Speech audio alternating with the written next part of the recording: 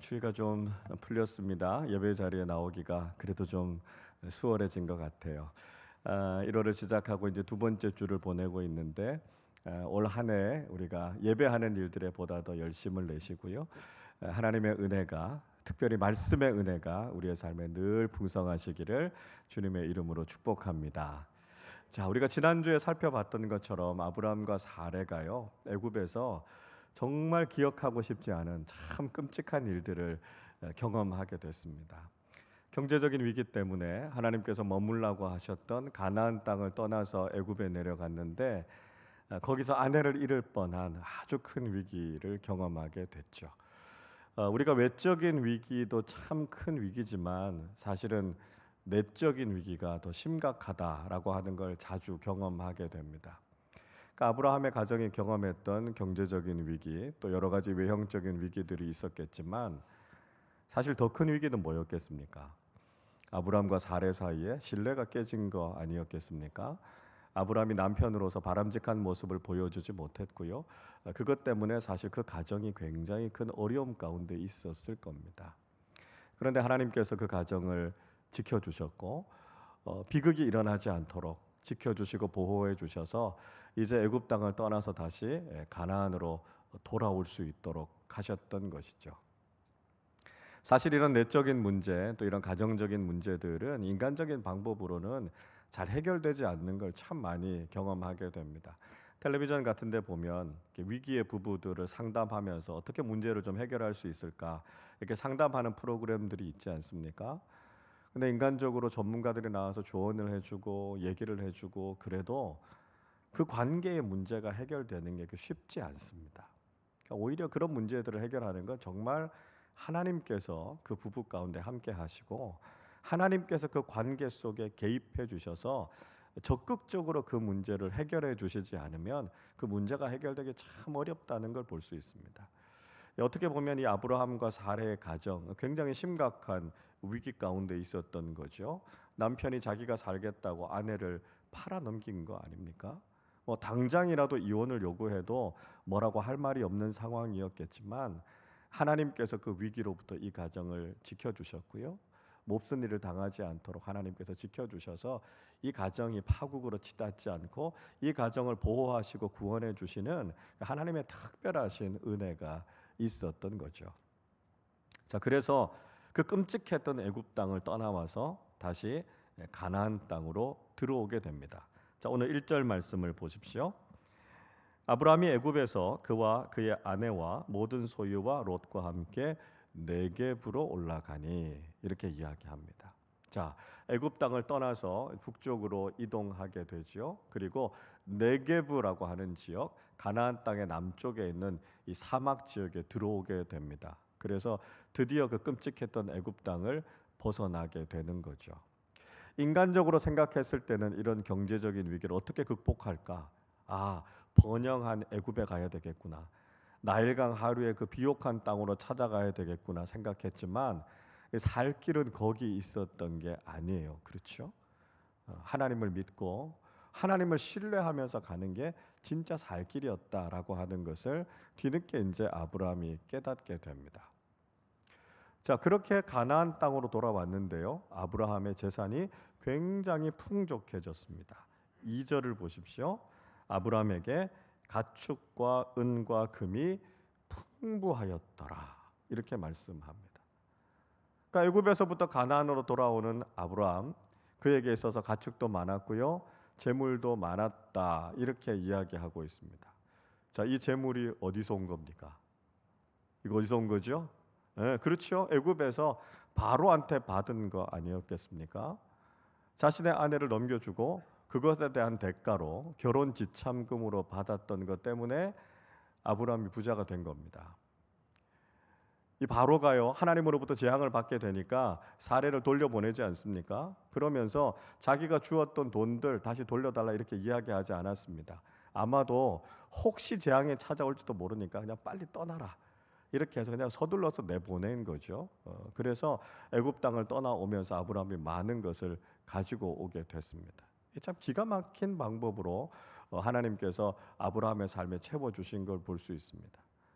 아브라함이 잘못된 삶을 살았고요. 잘못된 인간적인 선택을 했어요. 그러나 아브라함을 향하신 하나님의 사랑을 꺾어 놓을 수 없었던 거죠. 하나님의 사랑이 얼마나 컸는지, 하나님의 은혜가 얼마나 풍성한지를 우리는 확인하게 됩니다. 자, 이 기근 때문에 어려워졌던 아브라함의 인생 속에 하나님께서 이 문제를 어떻게 해결해 가시는가라고 하는 것을 보면 참 놀라운 방법이라는 것을 알게 됩니다. 아브라함이 인간적으로 노력한 게 아무것도 없어요. 소위 말하면 불로소득입니다. 아무것도 한 것이 없었는데 하나님께서 바로의 것을 빼앗아서 아브라함에게 주셨던 걸 볼 수 있죠. 여러분, 아브라함이요 바로로부터 이런 것들을 얻어서 이 경제적인 위기, 이 기근의 문제를 해결할 것이라고 아브라함이 생각이나 했겠습니까? 그러니까 이걸 보면서 우리가 깨닫게 되는 게 뭐냐 하면 하나님은 정말 놀라운 방식으로, 그러니까 우리가 다 알 수 없고요, 우리가 다 헤아릴 수 없는 방식으로 하나님께서 당신의 백성들을 돌보시고 채워주시고 인도해 주시는 걸 경험하게 된다는 거예요. 우리가 인간적으로 생각할 수 없고 알 수 없지만 하나님은 여전히 당신의 백성들을 위해서 하나님의 방법으로 채워주시고 이끌어 가시는 것을 경험하게 된다라고 하는 거죠. 아브라함이 그걸 깨닫게 되는 겁니다. 여러분, 올해도 작년 못지않게 경제적으로 참 어려울 것이다, 이런 견해가 거의 지배적이죠. 금리가 3, 4분기에 아마 최고 정점을 찍을 것이다, 이렇게 이야기하고요. 4, 4분기부터는 금리가 조금씩 내려갈 거다, 그런 이야기를 합니다. 아마도 올해도 이 고물가를 잡기는 쉽지 않을 것 같고요. 대출이 있는 분들은 아마 더 허리띠를 조여매야 되는 그런 상황이 올해도 지속될 수 있습니다. 그런 이야기 하잖아요. 월급 말고 안 오른 게 없다고요. 전부 다 올라서 정말 작년에도 너무너무 빠듯하게 생활했는데 올해도 이렇게 가면 야, 이거 적자가 나는 거 아닌가? 우리 그런 염려를 하게 될 수도 있습니다. 근데 여러분, 저는 믿는 게 있어요. 그게 뭐냐 하면 저는 하나님의 놀라운 방법을 믿습니다. 우리가 인간적으로 생각하면 별로 방법이 없어요. 인간적으로 바라보면서 뭔가 긍정적이고 뭔가 소망이 될 만한 것들 찾기가 쉽지 않잖아요. 근데 여러분 어떠셨어요? 여러분 인생 살아오시면서 여러분 인생이 계산대로 되시던가요? 계산해 보면 분명히 부족하고 계산해 보면 분명히 안 되는데 하나님이 특별하신 방식으로 하나님의 은혜로 채워주셔서 여기까지 오게 됐다. 여러분 그렇게 고백하게 되시지 않으십니까? 저는 하나님께서 살아가는 우리 교우들의 삶 속에 그 모든 필요를 채워주시고 특별히 우리가 알 수 없는 방식으로 우리의 삶에 허락해 주시고 부족함을 채워주시는 하나님의 은혜가 있어서 올 한 해도 하나님께서 주시는 풍성함을 통해서 감사함을 누리며 살아가는 우리 모두가 되실 수 있기를 바랍니다. 하나님께서 그렇게 채워주실 겁니다. 상황은 어렵지만 어려운 상황 속에서도 하나님께서 우리의 인생을 책임지고 계시고요, 우리의 삶에 좋은 아버지가 되시고 공급자가 되셔서 당신의 자녀들에게 뭐가 필요한가라고 하는 걸 하나님이 아신다는 거예요. 그래서 우리가 인간적인 방법, 세상 의지하지 않고 우리의 좋으신 아버지 의지하면서 나아갈 때 하나님께서 우리의 삶의 모든 것을 책임져 주시는 놀라운 은혜를 경험하게 될 줄로 믿습니다. 이스라엘이 40년 동안 광야 생활했던 거 한번 생각해 보십시오. 40년 광야 생활 속에서 뭘 기대할 게 있었겠습니까? 그런데 그 광야 생활 속에서 하나님께서 이스라엘 백성들이 알 수 없었던 양식을 먹이시잖아요. 만나, 이게 뭐냐는 거예요. 우리가 도저히 알 수 없는 양식을 하나님께서 이스라엘 백성들에게 허락해 주신 거예요. 40년 그 광야의 척박한 길을 걷는데 옷이 헤어지지 않고요, 신발이 낡지 않아서 발이 부르트지 않도록 하나님께서 지켜주신 겁니다. 여러분, 분명히 우리의 인생은 광야 같은 인생을 살아가고 있어요. 그러나 중요한 것은 하나님이 우리의 아버지가 되십니다. 아브라함의 인생에 복을 주시고 아브라함의 인생에 놀라운 방법으로 채워주신 하나님께서 우리 각자의 삶을 아시고 하나님의 방식으로 채워주셔서 올 한 해도 감사가 넘치는 한 해가 되게 하실 줄로 믿습니다. 자, 이런 위기를 극복하고 아브라함이 가나안 땅에 들어오게 되지요. 그리고 그곳에서 자신의 인생을 지켜주시고 인도해 주시고 보호해 주신 하나님 앞에 감사의 예배를 드립니다. 3절과 4절 우리 같이 읽어보겠습니다. 그가 네게부에서부터 길을 떠나 베델에 이르며 베델과 아이 사이 곧 전에 장막 쳤던 곳에 이르니 그가 처음으로 제단을 쌓은 곳이라 그가 거기서 여호와의 이름을 불렀더라. 아멘. 자, 아브라함이 그렇게 가나안 땅에 들어왔습니다. 그 어려운 상황에서 하나님께서 그를 지켜주셨죠. 알 수 없는 방법으로 그에게 풍성한 은혜를 채워주셨습니다. 아브라함은 분명히 실수했고요. 아내인 사라가 보기에도 하나님 보시기에도 참 부끄럽고 염치 없는 삶을 살았어요. 그러나 하나님께서는 아브라함에게 은혜를 주셨습니다. 그거 생각하니까 아브라함이 얼마나 감사해요.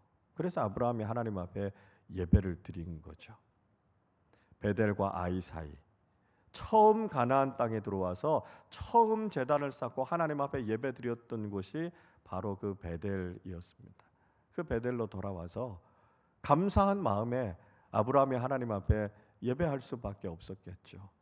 그 위기 속에서 하나님은 살아계셨고요. 아브라함의 인생을 지켜주신 거예요.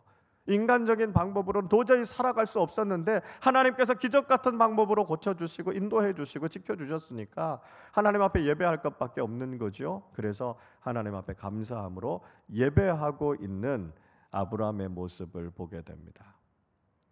여러분, 하나님의 은혜를 경험하게 되고요, 하나님의 은혜를 기억하는 사람들은 하나님 앞에 예배할 수밖에 없다는 것이죠. 은혜에 대한 깊은 깨달음이 있으면, 은혜에 대한 감격이 있으면 하나님 앞에 예배할 수밖에 없다는 것이죠. 하나님이 우리 인생을 이렇게 지켜주셨고 하나님께서 우리의 인생에 이렇게 놀라운 은혜를 주셨다라고 하는 것을 깨달으면 우리가 어떻게 찬양하지 않을 수 있습니까? 어떻게 하나님을 예배하지 않을 수 있습니까? 우리가 하나님 앞에 드릴 수 있는 최고의 예배를 가지고 하나님 앞에 영광을 돌리는 사람들이 된다라고 하는 것이죠. 여러분, 우리가 늘 예배드리는 이 자리에서 우리가 다시 한번 하나님의 은혜를 깊이 깨닫고 올 한 해 하나님 앞에 예배하는 일에 더욱 열심을 내실 수 있기를 바랍니다. 하나님 앞에 나오기를 더욱 기뻐하시고요, 우리의 예배를 기뻐 받으시는 하나님 앞에 우리 자신을 온전히 드려서 예배하는 사람들이 되실 수 있기를 바랍니다. 우리에게 주신 은혜에 감사하고 올 한 해도 하나님께서 선하게 이끌어 주시고 인도해 주실 것을 기대하면서 예배하는 사람들이 되시기를 바랍니다. 하나님께서 우리의 예배를 기뻐 받으시고 우리의 삶 속에 선한 것으로, 좋은 것으로 풍성하게 채워 주실 줄로 믿습니다. 자, 아브라함이 그렇게 가나안 땅에 들어왔어요. 근데 같이 동행하고 있었던 롯도 역시 가지고 있는 재산이 늘어났던 것 같습니다. 5절 말씀 보십시오. 아브라함의 일행 롯도 양과 소와 장막이 있으므로, 이렇게 이야기하죠. 애굽에 같이 내려갔다가 같이 올라온 롯에게도 재산이 많아졌습니다. 자, 구체적으로 어떤 과정을 통해서 롯이 많은 것을 가지게 됐다라고 하는 것 설명되어져 있지 않지만 아마도 하나님께서 아브라함에게 은혜를 주신 것처럼 함께했던 롯에게도 은혜를 주셨겠죠. 여러 가지 어렵고 힘든 상황이었지만 그 상황 속에서도 하나님께서 복을 주시겠다 마음 먹으면 그 인생이 더 풍성해지고 복을 경험하게 되는 것입니다. 자, 그런데 문제는요, 그렇게 소유가 많아지고 나니까 아브라함과 롯이 함께 할 수 없는 문제가 발생하게 됐다는 것입니다. 6절을 보시죠.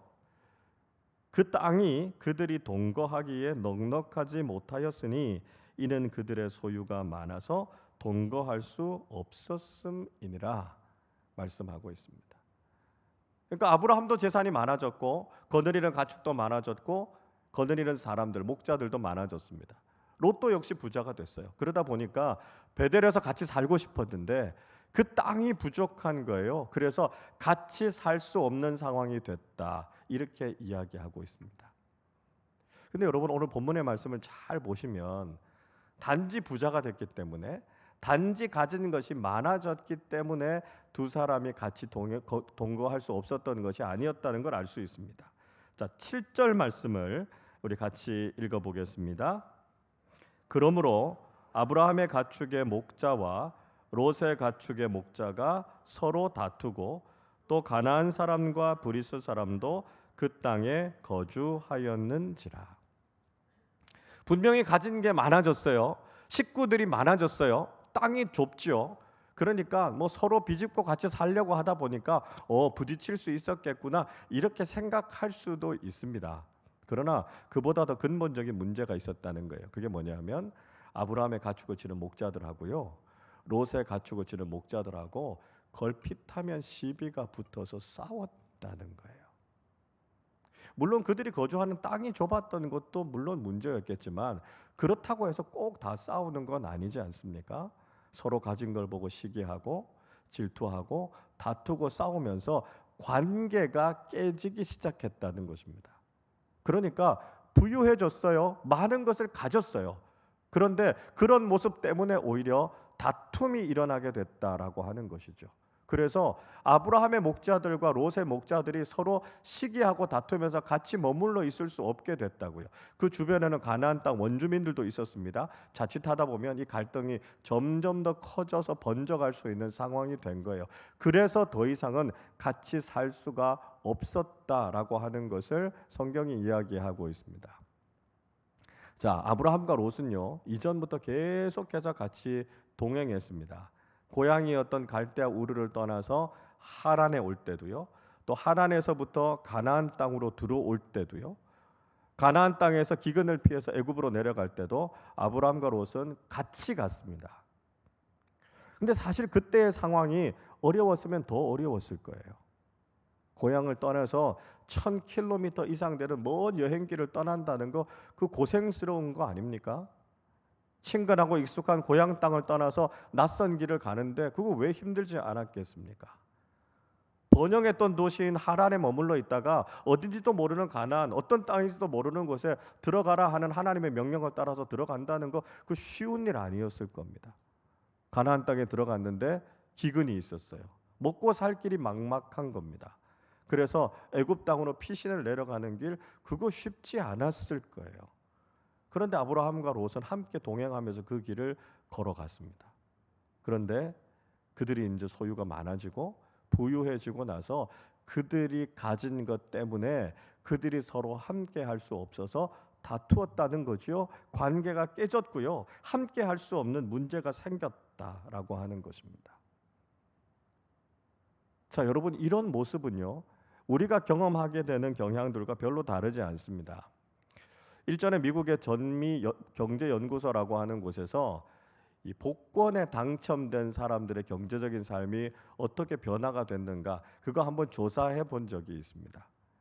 2000년부터 2019년까지 20년 동안의 기간 동안 복권 당첨금 최소한 $1000 이상, 그러니까 120만 원 이상 거액의 복권 당첨금을 받았던 사람들, 25세부터 44세까지 한 88만 8천 명을 대상으로 해서 쭉 조사를 한번 해봤다는 거예요. 이 사람들이 복권이 당첨이 되고 돈을 벌고 나서 이 사람들의 인생이 어떻게 변했나, 그걸 한번 조사를 해봤다는 거예요. 우선은요, 주택 구입이나 결혼에 대한 비율이 높아졌다는 거예요. 여러분, 그렇지 않겠어요? 돈이 생겼으니까요, 집을 사야 되겠다, 결혼을 해야 되겠다, 이제 이런 사람들이 늘어났다는 거예요. 근데 재미있는 결과는 뭐냐면 그 중에 기혼자들, 결혼한 사람들의 경우는 복권 당첨이 되고 난 이후에 이혼하는 비율이 현저하게 높아졌다는 것입니다. 그래서 중위소득 이하의 기혼 여성의 경우에요, 당첨이 된 그 해에 결혼을 유지할 확률이 2.15%포인트가 감소했다는 겁니다. 그러니까 이혼을 안 하고 결혼의 관계를 유지하는 그 확률이 2.15%가 낮아졌다는 거예요. 그러니까 이혼율이 2.15%가 늘어났다는 거죠. 5년 후가 되니까요, 최대 3.74%까지 떨어졌다, 이렇게 이야기하고 있습니다. 그러니까 많은 돈을 얻고 나서 가정이 깨지고 관계가 깨지는 경우들이 많았다는 거예요. 근데 연구진들은 이 이혼율이 증가하는 가장 큰 원인이 뭐였나 얘기할 때 재산권으로 인한 마찰이다 이렇게 꼽았다는 거예요. 그러니까 돈이 많아지니까 그 누가 가질 거냐 그것 때문에 가까운 부부 관계, 가족 관계에서 다툼이 일어나서 그 관계가 깨지더라는 거예요. 그러니까 우리는요 풍요로워지면 뭔가 문제가 잘 해결될 것 같고 좋은 일들이 생길 것 같다고 생각할 수 있지만 오히려 풍요가 우리의 인생에 문제를 일으킬 수 있다는 거죠. 흔히 재벌 가문에 보면 가족들끼리 막 경영권 문제 때문에 주식 문제 때문에 막 다투는 일들이 있잖아요. 유산 상속 문제 때문에 형제 자매들이 서로 등 돌리고 남남처럼 살아가는 모습들 보게 되지 않습니까? 풍요로움이라고 하는 것이 때로는 우리의 관계에 심각한 위기를 가져오게 될 수 있다는 거죠. 자, 우리 전래 동화 중에서도 그런 이야기 있잖아요. 어느 마을에 가난한 한 형제가 살고 있었습니다. 부모님이 일찍 돌아가시고 이 형제가 남의 집에서 일을 하면서 아주 힘겹게 살아가고 있었습니다. 뭐 가난하기는 했지만 우애가 아주 남다른 형제였습니다.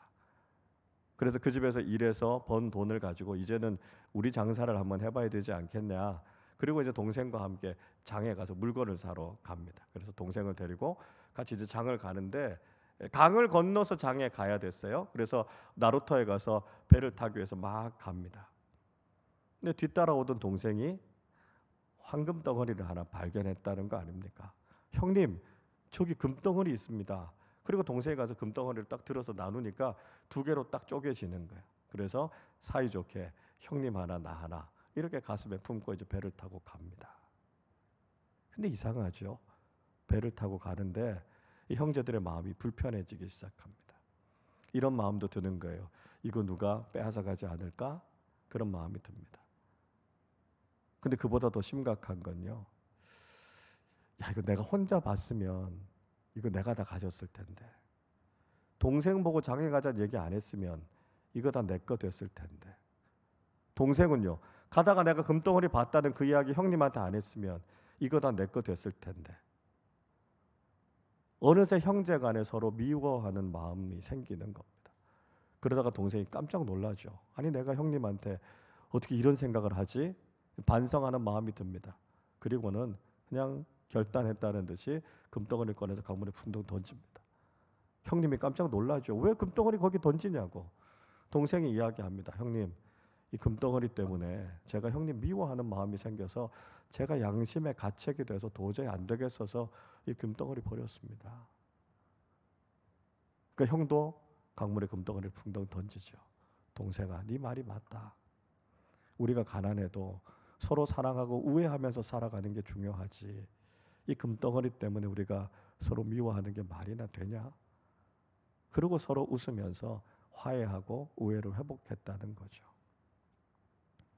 재산 때문에 그 소중한 관계를 깨뜨리지 않으려고 했던 그 지혜, 그 결단이 참 대단하다 하는 생각이 듭니다. 여러분 성경도 우리에게 교훈의 말씀을 주고 있지 않습니까? 잠언 17장 1절에 이렇게 말씀하지요. 마른 떡 한 조각만 있고도 화목하는 것이 제육이 집에 가득하고도 다투는 것보다 나으니라. 솔로몬이 이야기합니다. 우리 집에 먹을 것이 많고 우리 집이 아무리 부자라도 가족들끼리 으르렁대고 싸우는 것보다 뭐 변변한 거 없어도 천국같이 서로 기뻐하고 사랑할 수 있는 그 가족 관계라면 그게 더 소중하다는 거예요. 여러분 우리가 인생을 살아가면서 정말 무엇을 추구하면서 살아야 될 것인가라고 하는 것을 우리는 세상 속에서도 깨닫게 되고요. 하나님의 말씀을 통해서도 깨닫게 됩니다. 우리의 가정, 우리의 공동체가 과연 뭘 추구하면서 나가야 되는가라고 하는 걸 깨닫죠. 우리가 돈 많은 가정이 되는 것보다 더 중요한 것은 사랑이 많은 가정이 되는 겁니다. 우리 공동체가 세상적으로 얼마나 크고 힘이 있어지느냐 이게 중요한 게 아니라 정말 하나님 나라 가치를 추구하고 영원한 복과 기쁨과 평안을 추구하면서 살아가는가 이게 진짜 중요하다는 거예요. 어느 순간인가 우리의 삶의 풍요로움이 우리의 마음의 평안을 깨뜨리고 우리의 관계를 깨뜨리고 우리의 신앙을 병들게 하고 있지 않는가, 우리가 다시 한번 돌아봐야 된다는 것이죠.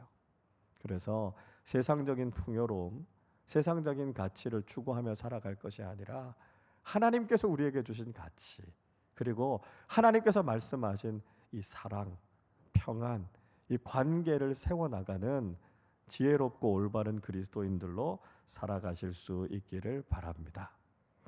자, 여러분, 그러면 우리가 이런 풍요로움 때문에 때로는 이런 갈등의 문제들을 경험하게 되지 않습니까?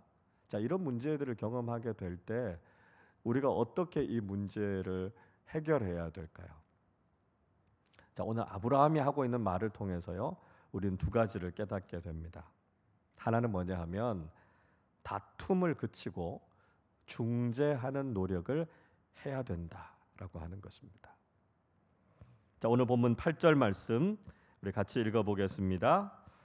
아브라함이 롯에게 이르되 우리는 한 친족이라 나나 너나 내 목자나 내 목자나 서로 다투게 하지 말자. 아브라함이 롯에게 무슨 이야기하냐면 우리 친척 아니냐라고 하는 거죠. 우리는 한 가족이고 한 친척인데 싸우면 안 된다라고 하는 이야기를 하고 있는 거죠. 적어도 우리끼리라면 우리는 화목하게 지내야 하는 게 아니냐라고 하는 걸 다시 한번 상기시켜 주는 것이죠. 그렇지 않아도 세상에 나가면 우리를 미워하는 사람들이 많고 우리를 대적하는 사람들이 많은데 우리끼리 싸우면 되겠냐고요? 믿는 사람들끼리 우리가 화목하게 지내야 되는 게 마땅한 거 아니냐, 그런 이야기하고 있습니다. 여러분, 이거 우리에게도 필요한 이야기죠. 우리가 세상에 나가서뿐만이 아니라 먼저는요, 우리 공동체 안에서 화목하게 지내는 것이 참 중요합니다. 요즘은요, 마귀가 할 일이 별로 없다고 그러잖아요. 굳이 교회를 공격할 필요가 없다고요. 왜냐하면 공동체 안에서 자기들끼리 싸우고 다투고 하기 때문에 굳이 마귀가 힘 뺄 필요가 없다는 거예요. 목사가 교인들하고 싸우고요, 남자가 여자하고 싸우고요, 나이 많이 드신 분들이 젊은 사람들하고 싸우고요. 공동체 안에서 싸우니까 마귀가 아무 일 하지 않아도 공동체가 위기 가운데 있다고요. 여러분, 우리는요, 우리끼리 싸우면 안 됩니다. 우리가 마음을 모아서 하나 되어도 이 위기의 상황을 이기기가 어려워요. 절대로 우리 안에서는, 우리 공동체 안에서는 다투어서는 안 됩니다. 우리는 한 아버지를 섬기는 사랑받는 하나님의 자녀들 아닙니까? 주님 안에서 피를 나눈 형제들, 자매들 아닙니까? 그러니까 우리가 서로 이해하고 용납하고 받아들이고 격려해야 된다라고 하는 것이죠. 그리고 아브라함은 적극적인 중재자로서의 역할을 하고 있습니다. 우리가 다투지 말고 우리가 화해해야 된다, 이런 이야기를 하는 거죠. 사람이 살아가다 보면, 또 사람이 모여서 살아가다 보면 문제가 생길 수 있죠. 많은 사람들이 좁은 공간에 살아가다 보니까 다투고 부딪힐 수 있는데 우리 그러면 안 돼, 이렇게 지금 아브라함이 이야기하고 있는 거죠. 여러분, 갈등이 있는 게 중요한 게 아니고요, 갈등이 있으면 그 갈등을 잘 해결하는 게 중요한 거예요. 우리 예루살렘 교회 보면서 배우잖아요. 그렇게 이상적이고 모범적인 공동체인 예루살렘 교회, 갈등이 있었습니까? 없었습니까? 있었다고요. 구제하는 문제 때문에요. 교회 안에서 구제하는 일을 하다가 서로 다퉜다니까요. 그런 문제들이 생겼다는 거예요. 그 문제가 생겼을 때 사도들은요, 적극적으로 그 문제에 개입해서 중재합니다. 문제를 해결해요. 여러분, 우리가 교회 안에서 신앙생활 할 때 안 다투면 제일 좋지요. 상처 주고받지 않고 어려운 일들 없으면 제일 좋지요. 근데 그게 잘 안 되잖아요. 교회도 죄인들이 모인 공동체고요, 우리가 다 생각하는 게 다르고 우리가 자라온 환경이 다르고 또 성격이 다르고 다 다르니까요, 자꾸 부딪힌다고요. 근데 부딪히는 게 문제가 아니고요, 부딪히면 누군가는 적극적으로 나서서 그 문제를 해결하면 된다고요. 그러면 그 공동체가 어려움을 겪지 않고요, 문제를 잘 해결하고 세워져 가는 거예요. 여러분, 갈등과 다툼이 있을 수 있습니다. 그러면 여러분, 아브라함처럼 여러분들이 중재자들이 되시기를 바랍니다. 아유, 그러지 말자고, 그리고 이 문제들을 잘 해결하고 화해하고 화평하게 만드는 그리스도의 사람들이 되실 수 있기를 바랍니다. 자, 다른 하나는요. 권리를 포기하고 양보할 줄 알아야 된다는 거예요. 그러면 갈등과 문제가 해결이 된다는 것이죠. 9절 같이 읽어보겠습니다. 내 앞에 온 땅이 있지 아니하냐? 나를 떠나가라. 내가 좌하면 나는 우하고 내가 우하면 나는 좌하리라.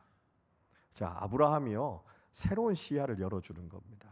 문제를 근본적으로 해결할 수 있는 방안에 대한 이야기를 하는 거예요. 지금 아브라함과 롯이 같이 있으면서 이 베델 주변에 같이 모여서 살려고 하다 보니까 계속 다투게 되는 거예요. 그래서 아브라함이 무슨 이야기를 하냐면 시야를 좀 돌려서 좀 넓은 땅을 바라보라는 거예요. 베델 땅만 있는 거 아니지 않느냐고요. 살 수 있는 땅이 더 많이 있으니까 우리가 좀 더 넓게 생각하자는 거예요. 여러분, 우리가 그 문제에만 집착하면 그 문제가 해결 안 됩니다. 그러니까 어떻게 해요? 문제로부터 한 걸음 물러서는 거예요. 그러면서 좀 더 여유 있게, 좀 더 넓은 시야를 가지고 보면 그 문제를 해결할 수 있는 길이 열리는 거예요. 두 사람 사이에서 막 다투고 싸우면 아무리 얘기해도 해결이 안 됩니다. 그럴 때는요, 주변에 다른 사람들을 불러서 같이 이야기하는 거예요. 그것보다 더 중요한 건 하나님 안에서 그 문제를 같이 해결하는 거죠. 그래서 우리가 시야를 좀 넓히면 문제를 해결할 수 있는 길이 보이는 거예요. 그래서 아브라함은요, 지금 근본적으로 문제를 해결할 수 있는 방법에 대한 이야기를 하고 있습니다. 그러면서 또 한 가지 아브라함이 아주 성숙함을 보이고 있는데요. 그게 뭐냐 하면 양보하는 거예요. 우선권을 롯에게 넘기는 겁니다. 네가 먼저 선택해라 이야기합니다. 롯이 좌하면 아브라함은 우하고요. 롯이 우하면 나는 좌할게. 아브라함이 그렇게 이야기하는 겁니다. 아브라함이 자기가 연장자라고 해서 내가 먼저 선택해야 된다고 양보하지 않았으면 문제는 해결되지 않았을 겁니다. 그런데 아브라함이요 통 크게 양보하는 거예요. 롯에게 먼저 기회를 주는 거죠. 먼저 선택하라고요. 양보하는 거예요. 여러분, 성숙한 신앙인에게서 나타나는 건 뭐냐 하면 양보하는 겁니다. 권리를 포기하는 거예요. 아니, 우리에게 권리가 없다는 게 아니에요. 우리에게 다 권리가 있죠. 그런데요, 공동체를 위해서, 공동체의 유익을 위해서, 다른 사람을 위해서 기꺼이 내 권리를 내려놓고 양보하는 거예요. 거기서부터 갈등이 풀어지는 겁니다. 사도 바울도 그렇게 하지 않았습니까? 사도 바울이 예수 그리스도의 사도예요. 그러니까 사람들에게 명령할 수 있는 그런 권위가 있었다고요. 그리스도인으로서 충분히 자유함을 누릴 수 있었고요. 마음대로 거리낌 없이 다 먹고 마실 수 있었다고요. 사도 베드로처럼 자기도 아내를 데리고 다닐 수 있는 권리가 왜 없겠느냐? 바울이 그렇게 이야기하지 않습니까? 그런데 그 권리를 포기하는 거예요. 그 권리를 내려놓는 거예요. 왜요? 예수 그리스도의 복음을 위해서요. 공동체의 덕과 유익을 위해서 스스로 자신의 권리를 제한하는 거예요. 이게 뭐라고요? 이게 성숙함이라고요. 나는 다 할 수 있어요. 내가 하고 싶은 이야기 다 할 수 있고요. 나는 이런 권리 다 누릴 수 있어요. 그런데 주님을 위해서, 공동체의 덕을 위해서 난 그거 하지 않겠습니다. 그게 성숙함이고요. 거기에서부터 갈등과 문제가 해결된다는 거예요. 공동체 안에 이런 성숙함을 가지고 있는 사람들이 있으면 더 이상 갈등과 문제는 존재하지 않습니다. 그리고 그 사람을 통해서 문제가 해결되는 것들을 경험하게 된다는 것이죠. 여러분, 오늘 말씀을 우리가 한번 정리해 보겠습니다. 세상적인 풍요로움이 때론 우리의 삶에 갈등과 문제를 일으킬 수 있습니다. 우리는 세상적인 가치를 추구하다가 관계를 깨트리거나 갈등을 유발시키는 사람들이 되어서는 안 된다라고 하는 것이죠. 그래서 세상적인 가치보다도 관계를 더 중요하게 생각해야 되고요. 하나님 나라의 가치와 하나님께서 우리에게 주신 이 공동체 안에서 평안과 화목을 이루어가는 것이 더 중요하다라고 하는 것을 깨달아야 한다는 것이죠. 그러나 부족한 사람들이 함께 모여서 신앙생활하다 보면 원치 않게 이런 갈등들이 일어나게 될 수 있습니다. 그때는 우리에게 맡겨주신 사명, 화목하게 하는 사람으로서 중재자로서의 역할을 적극적으로 잘 감당하는 사람들이 되어야 한다는 것입니다. 성숙한 그리스도인으로서 내가 먼저 양보하고 내가 먼저 그 권리를 포기하고 내려놓을 수 있을 때 나를 통해서 공동체가 살아나고 나를 통해서 많은 사람들이 하나님께서 주시는 은혜를 경험하게 된다는 것이죠. 우리 아름다운 교회가 이런 성숙한 믿음의 사람들이 많아져서 갈등이 난무하는 이 시대 속에서 진정한 화해자로서의 역할을 잘 감당하실 수 있기를 바랍니다. 그래서 우리의 삶에도 기쁨이 넘쳐나고 하나님께서 우리에게 허락해 주신 이 공동체 속에서 아름다운 관계, 복된 믿음의 삶을 살아가는 우리 모두가 되시기를 주님의 이름으로 축원합니다. 기도하겠습니다.